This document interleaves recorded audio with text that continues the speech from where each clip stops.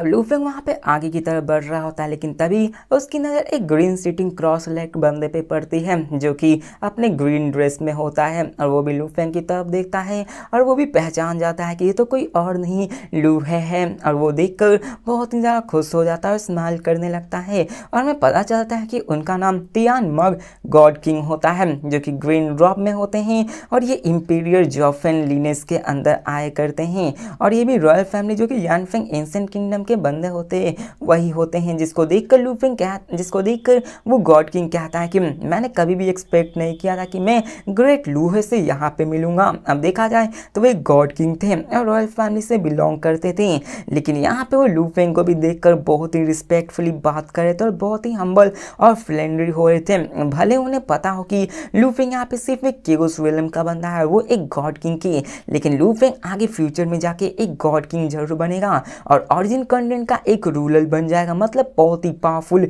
बेंग जो कि ओरिजिन कॉन्टिनेंट पर राज करेगा। और टियानमू गॉड किंग वो सिर्फ एक फर्स्ट स्टेज गॉड किंग थे और स्ट्रेंथ के मामले में देखा जाए तो अभी भी लूफेंग उससे फाइट कर सकता था, stand hand to hand fight कर सकता था, उसके पावर लेवल के ही जितनी होती है। यहाँ पे वो एरोगेंस तो नहीं दिखा सकते हैं और यहाँ पे वो उससे बात करने लगते हैं मानो कि वो बहुत ही अच्छे नेक दिल के इंसान हो। और दिखाया जाता है कि वो लूफेंग की इस पावर को देखकर हैरान भी होते हैं। वो लूफेंग से पूछते हैं कि तुम तो यहाँ पे केओस रियलम में रह के ही इस जगह पे आ चुके हो, ये तो बहुत अच्छी बात है। यहाँ पे ऐसे किसी को भी अपॉर्चुनिटी नहीं मिलती है क्योंकि यहाँ पे आने के लिए हमें मेड स्पॉन्स की ज़रूरत है, लेकिन आप लूफेंग आपको तो चांस यहाँ पे मिल चुका है। और यहाँ पे वो ये भी बताता है कि कैसे यहाँ पे अगर कोई नॉन रॉयल फैमिली है तो उसको 10 गुना ज़्यादा अमाउंट पे करना पड़ता है, मतलब जो रॉयल फैमिली के बंदे हैं उनको सिर्फ 1/10 अमाउंट पे करना पड़ता है, मतलब समझ लो कि लूफेंग को 50 मिलियन पे करना पड़ता, तो वही रॉयल फैमिली को सिर्फ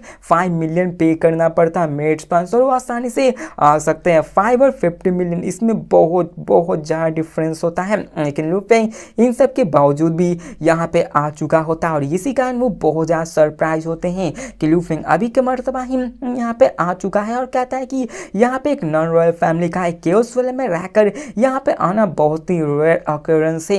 यहाँ पे मैं कह सकता हूँ कि आपकी स्ट्रेंथ मेरे से ज़्यादा ही होगी।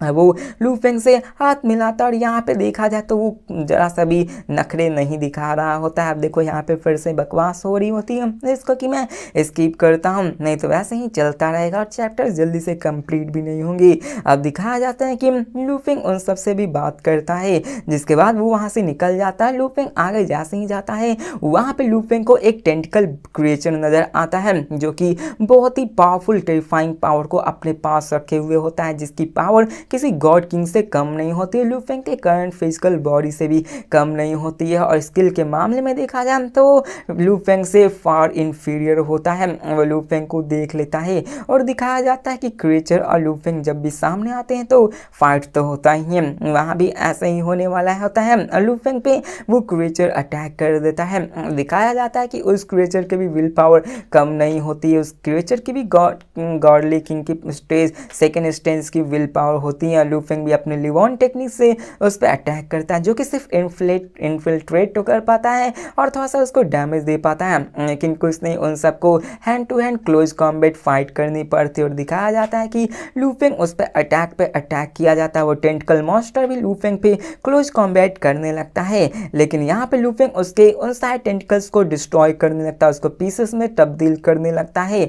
लेकिन दिखाया जाता है कि वहाँ पे थोड़ी देर बाद ही वहाँ फिर से फॉर्मलेस पावर गैदर होती है और वो क्रिएचर फिर से रिफॉर्म हो जाता है, जिसको देखकर तो लूफेंग फिर से सरप्राइज हो जाता है। लेकिन उसे ये सारी चीज़ें पहले से ही पता थी कि यहाँ पे क्रिएचर्स को मार पाना मुश्किल है, वो डिसअपियर नहीं हो सकते हैं। उसे मारने पे लूफेंग सिर्फ उनको डिसअपियर कर सकता है, जो कि फोर्सफुली डिसअपियर होगा, लेकिन थोड़ी देर बाद वो उन सब में फिर से आ जाएंगे। बताया जाता है कि यहाँ पे लूफेंग जितनी बार उन सबको मारेगा लूफेंग को उतनी बार मेड पॉइंट्स मिलने वाले हैं। और यहाँ पे देखा देखा जाए तो इन सबको कम्प्लीटली मारा तो नहीं जा सकता, और मारने के बाद ये कुछ समय के लिए गायब हो जाते हैं, जिसके कारण लू फेंग को मेड पॉइंट्स मिलते हैं, और ये मेड पॉइंट्स बहुत ही कम की संख्या में होते हैं। अब लू फेंग कहता है और कहता है कि मेरे पास अभी ली टेक्निक है, मैं उसके हिसाब से अभी इनको डिस्ट्रॉय नहीं कर सकता, आइडेंटिकल मॉन्स्टर को मैं कंप्लीटली तो नहीं मार सकता हूँ, लेकिन अभी इसको थोड़ी देर के लिए डिसअपीयर्स तो कर ही सकता हूँ। अब लू फेंग ने भी अपने लिवान टेक्निक से उसके 70 से 80% गॉड बॉडी को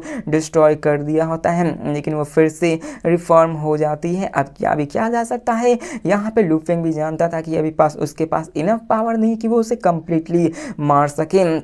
लू फेंग की अभी मेंटल स्ट्रेंथ भी थोड़ी सी लैक कर रही होती है। अब देखो फिर से यहाँ पे मॉन्स्टर से फाइट होती है, और यही बार बार हो रहा होता है। दिखाया जाता है कि लू फेंग ने उसको कम्प्लीटली गायब, मतलब हमेशा के लिए नहीं बल्कि मार दिया होता है। लू फेंग को उसको मारने के बाद 100 पॉइंट्स मिलते हैं, जो कि बहुत ही कम होते हैं। अब देखो 100 पॉइंट्स भी अभी के लिए फिलहाल बहुत ज़्यादा होते हैं। अब लू फेंग को टोटल में 101 पॉइंट्स मिलते, मतलब एक और पॉइंट्स मिलते, क्योंकि लू फेंग ने उसे फिर से मारा होता है। अब बताया जाता कि आप किसी भी मॉन्स्टर्स को मारते जाओगे, मतलब लगातार मारते जाओगे, तो जैसे जैसे मारते जाओगे आपको पॉइंट्स मिलने की गति भी कम होती जाएगी। और यहाँ पे लू फेंग को तो कुछ दफ़ा 0.01 पॉइंट्स मिल रहे होते, देख रहे हो कितने कम मिल रहे हैं। अब लू फेंग उन सबको मार के आगे बढ़ने लगता है, और साथ में तो लू फेंग को पॉइंट्स भी कमाने होते हैं। लू फेंग का अभी 101 पॉइंट्स होता है। अब लू फेंग की आंखें चमक उठती है, और वो अपने इनहेरिटेंस को देखने लगता है कि क्या आखिरकार वो 100 रिवॉर्ड पॉइंट्स से किस चीज़ को एक्सचेंज कर सकता है,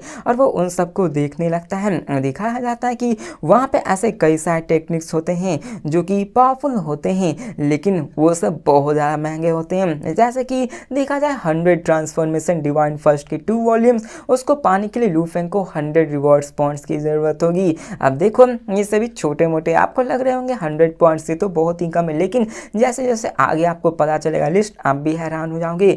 दूसरी इनहेरिटेंस होती है, जो कि इनहेरिटेंस टाइम स्पेस वॉल्कर की फर्स्ट वॉल्यूम होती है, जिसको पाने के लिए लू फेंग को 990 रिवॉर्ड पॉइंट्स की ज़रूरत होगी, तभी जाके लू फेंग इसको एक्सचेंज कर सकता है। और ऐसे ही कई सारे होते हैं जिसको कि मैं स्किप करता हूँ, क्योंकि बहुत ही लंबे चौड़े होते हैं। ये समझ लो कि यहाँ पे 1000 से लेकर 10,000 पॉइंट्स तक के होते हैं, और यहाँ पे एक एक पॉइंट्स का काउंटिंग कर पाना ये भी बहुत ज़्यादा मुश्किल है। मतलब मान लो कि आपको एक पॉइंट्स भी बहुत ही मुश्किल से मिलते हैं। जैसा कि हमने देखा कि लू फेंग को एक बार तो 0.01 पॉइंट्स मिले होते, तो समझ लो यहाँ पे कितना मुश्किल होता है। और फिर दिखाया जाता है कि लू फेंग वहाँ पे कई सारे कल्टिवेशन रिसोर्सेज को देखने लगता है, जहाँ पे लू फेंग को एक लाइफ इनहेरिटेंस की वर्ल्ड लाइफ की इनहेरिटेंस की फर्स्ट वॉल्यूम को खरीदने के लिए 30 रिवॉर्ड्स पॉइंट्स की ज़रूरत होती है, जो कि एक रियलम ऑफ इनहेरिटेंस होती है, जिससे कि वो के भी और डॉ लाइफ को सीख सकता है। और इस 6 ब्रांचेस को कंप्रीहेंड करने के लिए होता है। लू फेंग इसी को खरीदने के बारे में सोच रहा होता है, क्योंकि वो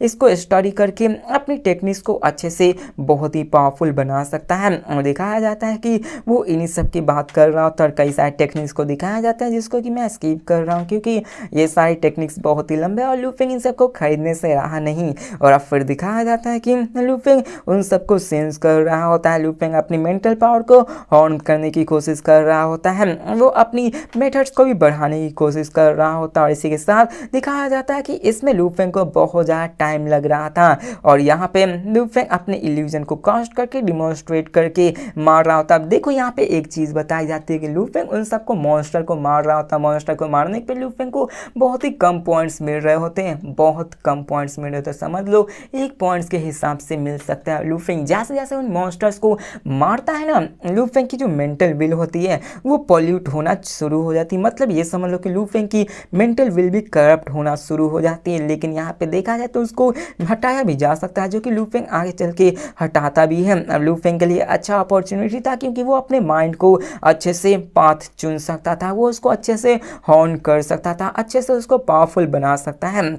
और अब फिर हमें सीन चेंज कर यानफेंग एंशिएंट सिटी के बॉर्डर का सीन दिखाया जाता है, जहाँ पे कई सारे चैम्बर्स पे गार्ड्स मौजूद होते हैं। और वहाँ पे हमें एक बंदे को दिखाया जाता है जो कि अपने पैर को क्रॉस करके बैठा हुआ होता है, और वो अपने साथ में सेंगबिन एलिक्सर को असिस्ट खाकर असिस्ट कर रहा होता है। उसके पास कई सारे गॉड किंग्स लेवल बेस्ड के भी मटेरियल्स होते हैं। हमें पता चलता है कि ये कोई और नहीं लू फेंग होता है, जो कि अपने आप को कल्टिवेशन में लीन किए हुए था, और वो इसको खाकर उसके सोल को बहुत ही अच्छा महसूस होता है। हमें पता चलता है कि लू फेंग अपने सुपीरियर ग्रेट इनहेरिटेंस की स्टडी कर रहा होता है, जिसने कि असल में लू फेंग ने 30 रिवॉर्ड पॉइंट्स में खरीद लिया होता है और ये युवान द क्रिएटर ने ही इसे बनाया होता है। अब देखो युवान जो कि यहाँ पे सारी चीज़ों को बनाए होते हैं, जहाँ पे लू फेंग ट्रेजर लैंड में गया होता है वो यही होता है। लू फेंग ने ऑलरेडी उसको खरीद लिया होता है और ये जान पाता है कि ये जो 30 रिवॉर्ड पॉइंट्स में लू फेंग ने जो टेक्निक खरीदी है वो 72 ब्लेड्स ऑफ डिस्ट्रक्शन से भी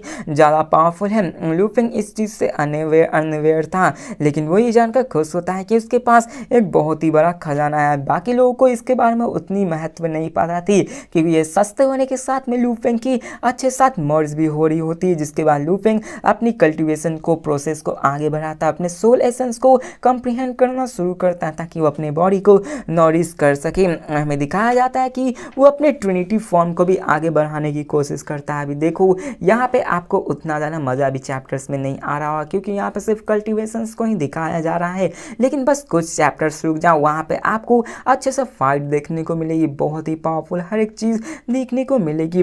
फिर हमें दिखाया जाता है कि लू फेंग अपनी कल्टीवेशन में है जाता है, उसमें ढल चुका होता है, लेकिन सडनली एक फ्लैग फिगर जो कि वहाँ पे आ जाता है, जो कि जॉइंट क्रिएचर्स में से एक था, वो लू फेंग की तरफ घूर कर देखने लगता है। हमें पता चलता है कि वो एक क्रिएचर जो कि यहाँ का नेटिव क्रिएचर होता है वो होता है, जो कि फ्रिक्वेंटली आता जाता रहता था, लेकिन लू फेंग उन सबसे फाइट भी क्या करता था। अब दिखाया जाता है लू फेंग उस क्रिएचर को देखकर गुस्से में होता है, अपने ब्रिलियंट ब्लैक रिवर से अपने हैंड को ट्रांसफॉर्म करके उस क्रिएचर के गर्दन को ही पकड़ लेता है। अब देखो यहाँ पे अक्सर ह्यूमन ब्लड लाइन्स के क्रिएटर्स ही होते हैं, वो यहाँ से फाइट करते हैं। और देखो यहाँ पे जैसे ही लू फेंग उसको पकड़ लेता है, वो क्रिएचर पैनिक होने लगता है और लू फेंग कहता है कि तुम सभी बंदे हमें हमेशा ले जाते हो, और यहाँ पे हम सभी ह्यूमन ब्लड लाइन्स के क्रिएचर से और वो जो भी मारे जाते हैं, और ये भी सच्चाई है कि तुम हमें हमेशा ले जाते हो, हमें मार देते हो। अब देखो उन सारे क्रिएचर्स को भी पता था कि ह्यूमंस ये सारे कितने ज़्यादा गिरे हुए हैं, जो कि उन सबको मारते रहते हैं, लेकिन लू फेंग को वो उससे पकड़ लेता है। लू फेंग कहता है कि देखो अगर तुमने मुझे अपने बॉडी के कुछ मटेरियल्स को दे दिया तो मैं तुम्हें जाने दूंगा, अगर तुमने नहीं दिया तो यहाँ पे मुझे तुम्हें पकड़ने के अलावा कुछ नहीं करना जा सकता है। अब ये देखकर वो भी हैरान हो जाता है और कहता है कि क्या तुम्हें बॉडी मटेरियल्स में चाहिए? तो वो लू फेंग कहता है हाँ, लेकिन तुम्हें प्रॉमिस करना होगा कि आगे चल के तुम अपने बॉडी के उस पार्टिकल्स को डिस्ट्रॉय नहीं करोगे। अब देखो कोई भी जितने केवस फिल्म का या फिर गॉड किंग लेवल का बंदा होगा, वो अपने अगर बॉडी को अलग कर लेगा तो वो दूर भी रहेगा तो अपने उस बॉडी को डिसइंटीग्रेट कर सकता है। इसी कारण लू फेंग कहा था कि देखो तुम्हें ऐसा नहीं करना है, और वो यहाँ पे कहता है कि ठीक है अब चलो। यहाँ पे वो क्रिएचर पूरी तरह से हैरान हो जाता है, क्योंकि जब भी कोई भी क्रिएचर किसी इंसान के हाथों पर ले चढ़ा है उसे वहाँ पे किडनैप कर लिया जाता है, उसे मार ही दिया जाता है। आखिरकार ऐसा क्यों? और वो हैरान हो जाता है कि ये बंदा उसके सिर्फ बॉडी पार्ट्स को ही लेना चाहता है। लू फेंग इसलिए नहीं कर रहा था क्योंकि यहाँ पे वो जानता था कि अगर किसी भी ह्यूमन ब्लड लाइन क्रिएचर्स को